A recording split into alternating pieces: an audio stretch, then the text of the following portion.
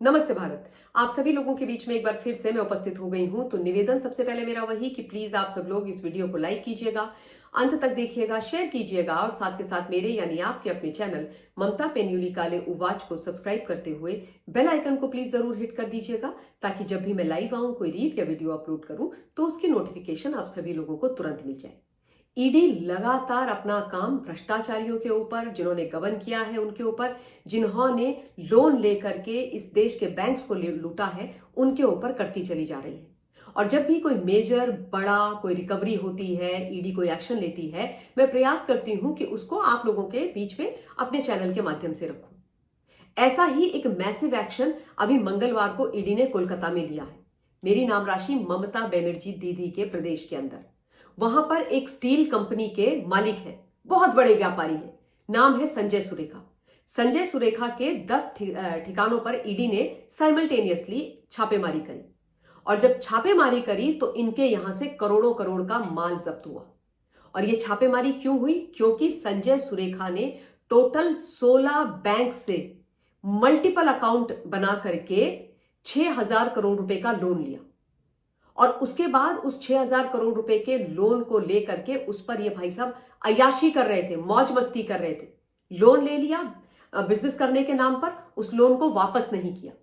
और जब ऑब्वियसली इस मामले में शिकायतें आई तो ईडी इन्वेस्टिगेशन करने के लिए जब उतरी, और ईडी ने जब परसों 10 जगह छापे मारी, जिसमें इनका घर भी था, और जब घर के अंदर पहुंचे और वहां पर उन्होंने खोजबीन आरंभ करी तो उनकी आंखें फटी की फटी रह गई जब उनको 4.5 करोड़ रुपए के गहने घर के अंदर मिले। 4.5 करोड़ रुपए के गहने, हीरे जवाराहत, सोना। आप सोचो, 4.5 करोड़ रुपए का गहना, 40,000 4 लाख का नहीं, 4.5 करोड़ रुपए का गहना घर में। उसके अलावा मल्टीपल इनके लॉकर्स होंगे, उसमें क्या क्या होगा आप सोच सकते हैं। अगर ये 4.5 करोड़ रुपए का सोना घर में रख रहे हैं, गहने घर में रख रहे हैं, तो बाकी जगह इन्होंने कितना रखा होगा? पता नहीं, 100 करोड़, 200 करोड़, कितने करोड़ का। क्योंकि ये जो 4.5 करोड़ रुपए का गहना इन्होंने घर में रखा, ये 6,000 करोड़ रुपए के गबन करने वाले संजय सुरेखा के लिए तो रेजगारी की तरह है, चिल्लर की तरह है। जैसे हमारे पास वो 10, 20, 50, 100 रुपए के कहीं पर खुले मिल जाते हैं, वैसे है। और उसके अलावा कई लग्जरी कार्स मिली हैं, करोड़ों करोड़ की लग्जरी कार्स, और इन सारी चीजों को जब्त ईडी ने कर दिया है। क्योंकि अब ईडी को यह भी शक है कि इन्होंने ये जो 6,000 करोड़ रुपया बैंक से लिया था, 16 बैंक से, उसको भारत से ही बाहर कर दिया है, यानी उस पैसे को स्मगल कर दिया है इन्होंने विदेश में। यह शक है ईडी को, यह कहना है ईडी का, और ईडी इस पूरे एंगल को भी इन्वेस्टिगेट कर रही है। मुझे तो समझ में नहीं आ रहा है कि इस देश के अंदर कितने मीर जाफर बैठे हुए हैं, कितने भ्रष्टाचारी, कितने चोर उचक्के बैठे हुए हैं, व्यापारियों के नाम पर, नेताओं के नाम पर, जो लगातार इस देश को लूटने में लगे हुए हैं, इस देश की जड़ खोदने पे लगे हुए हैं। और मैं हमेशा जब भी बैंक्स की इस प्रकार की कोई खबर आती है, मैं ये बोलती रही हूं कि भाई बैंक में किसका पैसा है? आपका, मेरा, सामान्य आम जनता का। तो ये जिस प्रकार से 6-6 हजार करोड़ रुपए के लोन लेते हैं, उसके बाद उनको लौटाते नहीं है, अपने को दिवालिया घोषित कर देते हैं, बैड लोन घोषित कर देते हैं, और उसके बाद उसको पूरा गायब कर देते हैं। करोड़ों करोड़ के अपने लिए गहने लेते हैं, गाड़ियां लेते हैं, घर आदि बनाते हैं, घूमते फिरते हैं, विदेशों में घर बनाते हैं, भाग जाते हैं। ये एंड ऑफ द डे हमारा ही पैसा है, आम जनता का पैसा है, टैक्स पेयर का पैसा है, सामान्य लोगों का पैसा है।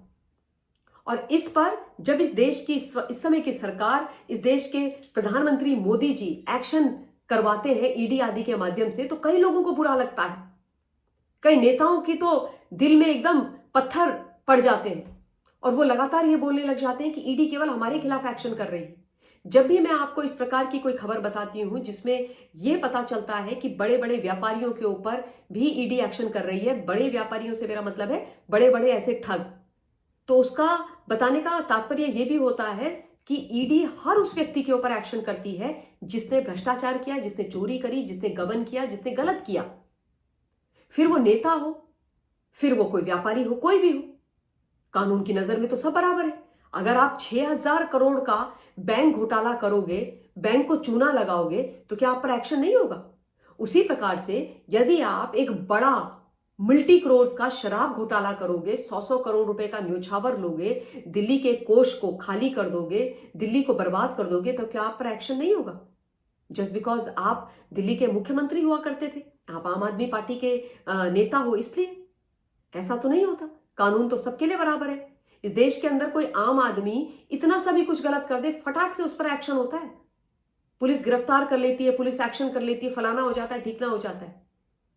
कई कई बार तो इस देश में यह हालत हो जाती है क्योंकि सिस्टम में, पुलिस प्रशासन में, न्यायपालिका में भी इतने करप्ट लोग बैठे हुए हैं कि निर्दोष बेचारे फंस जाते हैं।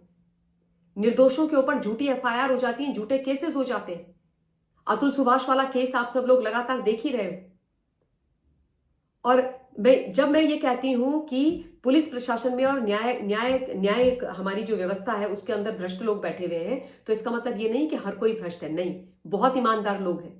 और उन्हीं ईमानदारों की वजह से पुलिस प्रशासन भी चल रहा है और हमारी न्याय व्यवस्था भी चल रही है। लेकिन फिर रीटा कौशिक जैसे भ्रष्ट जज भी। और मैं ये कहती हूं कि सीबीआई को, ईडी को, जो भी हमारी इन्वेस्टिगेटिव एजेंसीज है, जो भी भ्रष्टाचारी हैं, जो भी गलत है, जो भी कानून विरोधी लोग हैं, उनके खिलाफ एक्शन अवश्य लेना चाहिए। यह बहुत ज्यादा जरूरी है। तो ये एक बड़ी खबर थी कि कोलकाता के अंदर ये एक बड़ा एक्शन मंगलवार को हुआ और संजय सुरेखा की गिरफ्तारी भी हुई। ये भाई साहब गिरफ्तार भी हो गए और कोलकाता में ये मस्त रह रहे थे मजे से। अब ये नहीं पता कि भाई इनको किस किस की शय थी, किस किस की शय पर ये इस प्रकार के बड़े बड़े चालसाजी वाले घोटाले कर रहे थे। वो तो अब धीरे धीरे इन्वेस्टिगेशन होगा, जब बाकी चीजें निकल करके आएंगी तब पता चलेगा। इन्हीं शब्दों के साथ इस वीडियो के लिए इतना ही। बहुत बहुत धन्यवाद।